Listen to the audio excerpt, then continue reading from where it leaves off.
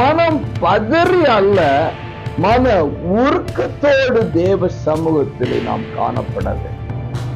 மனம் பதறி பேசிட்டேங்க, ஏதோ ஒன்று நினைச்சேன், ஏதோ ஒன்று பேசிட்டேன் அப்படியெல்லாம் சொல்லாதபடிக்கு நம்முடைய வார்த்தைகள் கவனம் கவனம்.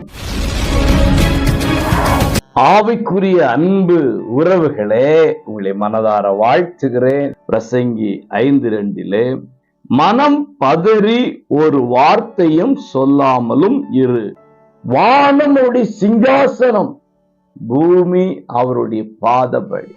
ஆகவே அவருடைய பாதபடியில் இருக்கிறோம் என்கிற உணர்வு நமக்குள்ளே வந்துருச்சுன்னா நாம் இருக்கிற இடம் தேவ சமூகம் என்கிறதை நாம் அறிந்து கொள்ள முடியும்.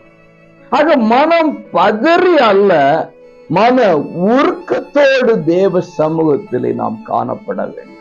ஏதோ ஒன்று நினைச்சேன், ஏதோ ஒன்று பேசிட்டேன் அப்படியெல்லாம் சொல்லாதபடிக்கு நம்முடைய வார்த்தைகள் கவனம் கவனம் கவனமாயிருக்கும். வார்த்தைகள் ஈட்டியை போல பாயக்கூடியது.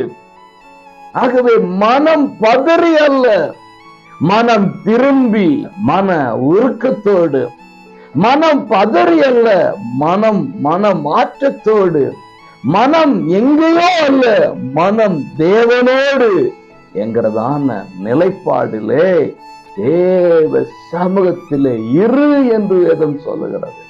ஆகவே தேவ சமூகத்தில் இருக்க வேண்டிய நாம் நம்முடைய மனதை கட்டுப்படுத்தி, வார்த்தைகளை கட்டுப்படுத்தி, தேவனுக்கு பிரியமாக பேசி புகழுகிற வார்த்தைகளை பேசி பாருங்க.